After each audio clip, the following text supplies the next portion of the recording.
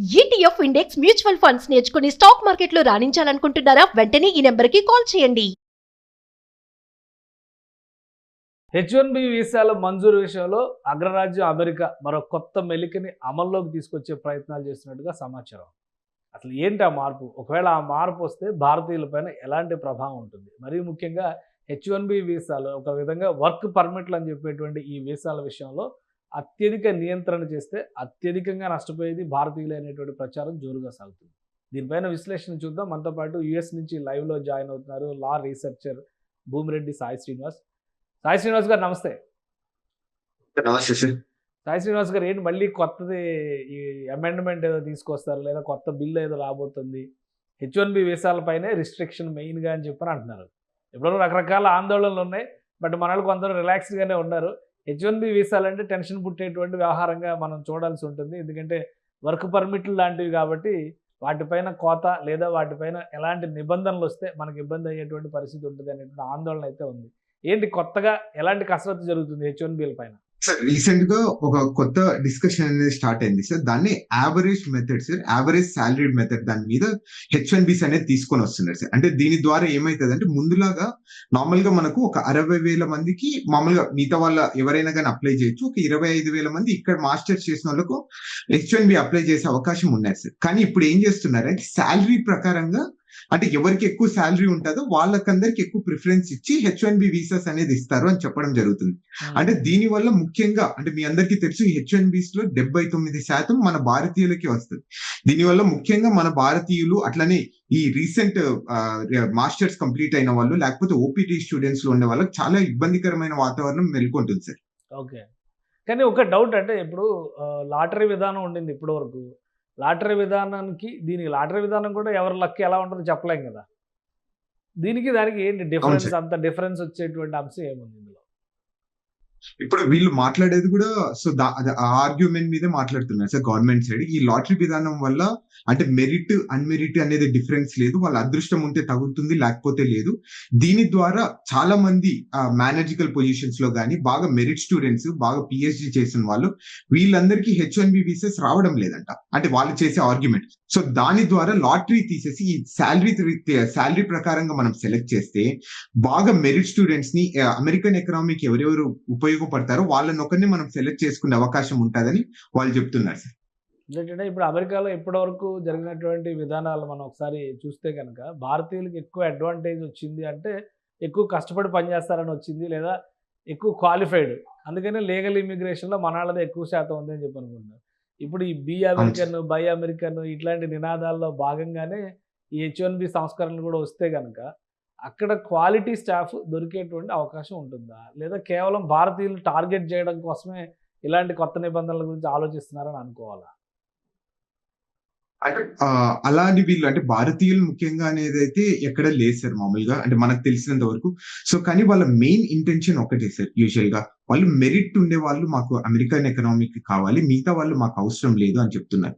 అంటే ఇక్కడ ప్రాబ్లం ఎక్కడ వస్తుంది అంటే వేజ్ లెవెల్ ప్రకారం అంటే జీతం ఎవరికి ఎక్కువ వస్తుందో వాళ్ళందరినీ ఫస్ట్ మనం సెలెక్ట్ చేస్తాం అంటున్నారు సార్. ఇక్కడ మామూలుగా 4 టైప్స్ ఆఫ్ వేజ్ లెవెల్స్ ఉంటాయి సార్. అంటే వేజ్ లెవెల్ 1 అంటే మినిమం ఆఫ్ $60,000 నుండి వేజ్ లెవెల్ 4 అంటే సుమారు $2,00,000 ఉంటాయి సార్. అంటే వాళ్ళు నివసించే ప్లేస్ కానీ వాళ్ళకున్న ఉద్యోగం రెస్పాన్సిబిలిటీస్ డ్యూటీస్ కానీ జాబ్ టైటిల్ ప్రకారంగా వాళ్ళకి సుమారు $2,00,000 ఉంటాయి సార్.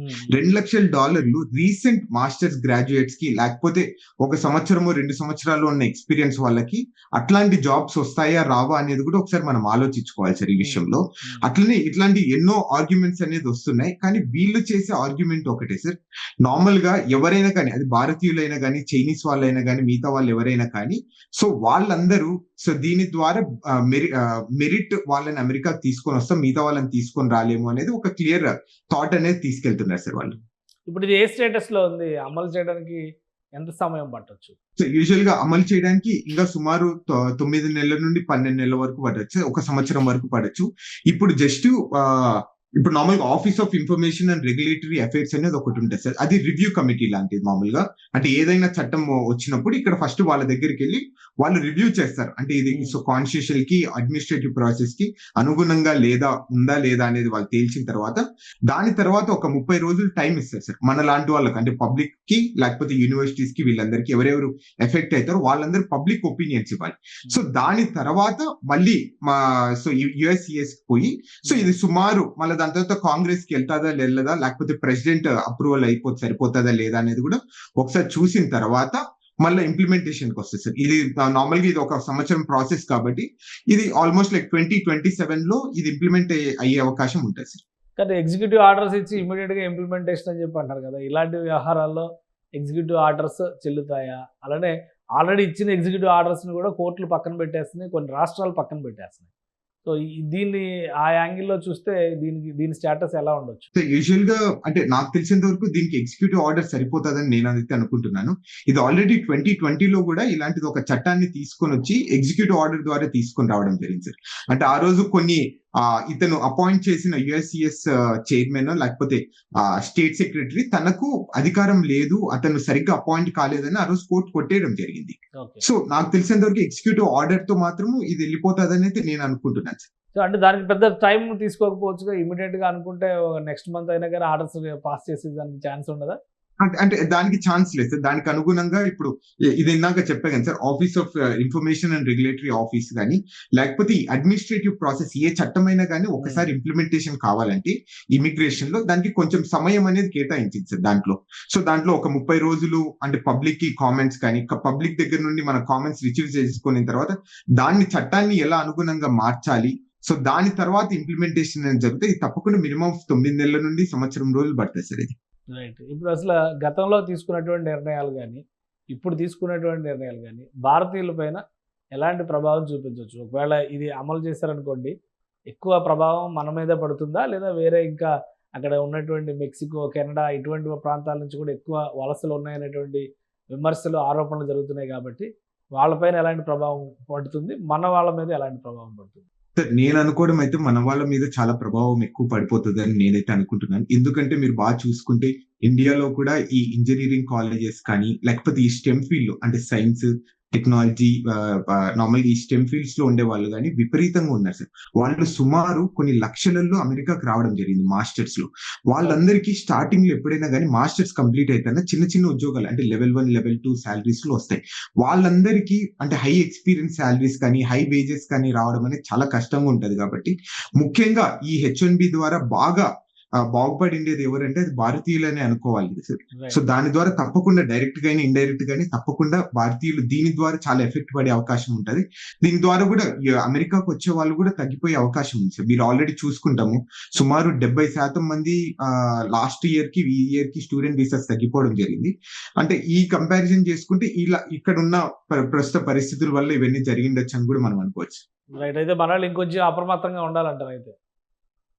ఎస్ సార్, కొంచెం అప్రమత్తంగా ఉండాలి. అంటే ప్రస్తుతం జరుగుతున్న సిచ్యువేషన్స్ అన్ని మనం అనుగుణంగా మనం ఏదైనా డెసిషన్ తీసుకొని రావాలని అయితే నేను చెప్తాను సార్. సో ఎందుకంటే సుమారు 60 నుండి 70 లక్షల వరకు వాళ్ళు లోన్లు తీసుకొని వచ్చి లేకపోతే వాళ్ళ సొంత డబ్బులు ఖర్చు పెట్టేసి ఇక్కడికి వస్తారు. ఒకేలా ఈ ఓపీటీ అనేది రిమూవ్ చేయాలని ఉన్నారు, అట్లనే డిఎస్ అనేది రిమూవ్ చేయాలన్నారు. ఇలాంటి రూల్స్ రావడం వల్ల మనం ఇక్కడ సంపాదించి మళ్ళీ ఇండియాలో లోన్లు కట్టడం అనేది అసాధ్యం అనేది అయితే నేనైతే అనుకుంటున్నాను. రైట్. ఇప్పటి వరకు జరిగిన పరిణామాలు కావచ్చు, అలానే ఇప్పుడు ఉన్నటువంటి స్థితిలో మన దేశం నుంచి అక్కడికి రావాలనుకునే వాళ్ళకి మీరు ఇచ్చే సలహా ఏంటి? ముఖ్యంగా వీసాల పైన ఎలాంటి నియంత్రణలు కనుక వస్తే చిన్న చిన్న కంపెనీలు కూడా అక్కడ ఎవరిని హైర్ చేసేటువంటి పరిస్థితి ఉండదు. కాబట్టి చిన్న చిన్న కంపెనీల నుంచి అవకాశాలు ఉండవు. హై బడ్జెట్ శాలరీస్ రావాలి. హై బడ్జెట్ శాలరీస్ రావాలంటే ఎక్స్పీరియన్స్ గెయిన్ చేయాల్సినటువంటి పరిస్థితి ఉంటుంది. సో ఎక్స్పీరియన్స్ గెయిన్ చేయాలంటే ముందు ఎక్కడో దగ్గర పని చేయాలి. ఇండియాలో ఉన్న పని చేయాలి, అమెరికా కాకుండా ఇతర దేశాల్లో ఎక్కడైనా కానీ అనుభవం రావాలి. వీటిని ఎలా మ్యాచ్ చేసే అవకాశం ఉంది మీ అంచనా ప్రకారం? సార్ అంటే దాన్ని మ్యాచ్ చేయాలంటే ఒకటే సార్. అంటే నేను చాలా మందికి ఒకటే గైడ్ చేస్తున్నాను. అంటే ఇండియాలో కొంచెం ఎక్స్‌పీరియన్స్, కొంచెం డబ్బులు సేవ్ చేసుకున్న తర్వాత మీరు అమెరికాకి రండి. ఇక్కడ ఎంత అన్‌సర్టెనిటీ ఉన్నా మళ్ళా మనం బ్యాకెళ్ళి అక్కడ రివైవ్ అవ్వే అవకాశం ఉంటది. ఇక్కడొచ్చిన ఎక్స్‌పీరియన్స్ కానీ, ఇక్కడొచ్చిన ఎడ్యుకేషన్ క్వాలిఫికేషన్స్ ద్వారా. ఏదైనా కానీ కొంచెం రీసెర్చ్ చేసి తప్పకుండా అంటే అందరితో చాలా మంది ఈ సోషల్ గ్రూప్స్ ఇవన్నీ ఉన్నాయి. వాళ్ళందరిని కన్సల్ట్ అయ్యి ఇక్కడున్న ప్రస్తుత పరిస్థితులు కనుక్కొనిన తర్వాత మీరు ఏదైనా డెసిషన్ తీసుకొని ఇక్కడ రావాలే తప్ప, ఇప్పుడున్న పరిస్థితుల్లో మీరు హడావిడిగా ఏదో అమెరికాకి రావాలని అయితే వస్తే మాత్రం చాలా ఇబ్బంది ఫేస్ చేస్తున్నాం సార్. అట్లనే ఈవెన్ వీసాలు కూడా చాలా వరకు రిజెక్ట్ అయితున్నాయి అంటున్నారు. అది ఎంతవరకు నిజమో మనం తెలుసుకోవాల్సిందే. ఇప్పుడు ఈ కొత్త పాలసీ లేదా కొత్త విధానాన్ని కనుక అమల్లోకి తీసుకొస్తే ఆల్రెడీ ఎగ్జిస్టెడ్ వీసాస్ ఉన్న వాళ్ళకి కూడా ఏమన్నా ఇబ్బంది పడే అవకాశం ఉందా? అదేం ప్రాబ్లం ఉండదు సార్. అంటే ఓన్లీ నెక్స్ట్ లాటరీ సిస్టమ్ నుండి ఇదన్నీ ఉంటాయి సార్. ఆల్రెడీ H1B వీసాలు గానీ, గ్రీన్ కార్డ్ వచ్చిన వాళ్ళకి మాత్రం ఎక్కడే గానీ దీని ద్వారా మనం ఇబ్బంది పడే అయితే ఎక్కడ ఉండదు సార్. ఈ రెట్రోయాక్టివ్ లో ఎప్పుడే గానీ చట్టం అనేది వర్తించదని అయితే చాలా క్లియర్ గా ఉంది. రైట్. థ్యాంక్ యూ శ్రీనివాస్ గారు మీ విశ్లేషణ అందించినందుకు. అమెరికా వెళ్ళాలనుకునేటువంటి వాళ్ళకి, ముఖ్యంగా H1B వీసాలు దక్కించుకోవాలనుకునేటువంటి భారతీయులకి అశనిపాతం లాంటి మాట ఇది. ఇక మీదట రూల్స్, నిబంధనలు పూర్తిగా మార్చేసేటువంటి ప్రయత్నాల్లో ట్రంప్ సర్కార్ కసరత్తు చేస్తుంది. లాటరీ సిస్టమ్ వల్ల ఎక్కువగా భారతీయులే H1B వీసాల్లో లబ్ధి పొందుతున్నారు. లాటరీ సిస్టమ్ తీసేయడం ద్వారా హైలీ పెయిడ్, హైలీ స్కిల్డ్ అనేటువంటి క్యాప్షన్స్తో ఇప్పుడు కొత్త విధానాన్ని తీసుకొస్తే కనుక భారతీయులకే ఎక్కువ నష్టం జరుగుతుందని సాయి శ్రీనివాస్ విశ్లేషిస్తున్నారు. ఇక అమెరికా వెళ్ళాలనేటువంటి కళ చెదిరిపోలేదు. అమెరికా వెళ్ళాలంటే దానికి తగినంత అనుభవాన్ని ఇక్కడే గడించాల్సినటువంటి అవసరం ఉంది. అప్పులు పెట్టుకొని అమెరికా వెళ్ళి డబ్బు సంపాదించి అప్పులు తీరుద్దాం అనుకునే వాళ్ళు మాత్రం చాలా ఇబ్బంది పడతారని హెచ్చరిస్తున్నారు సాయి శ్రీనివాస్ గారు. ఇది స్పెషల్ డిస్కషన్. Keep watching.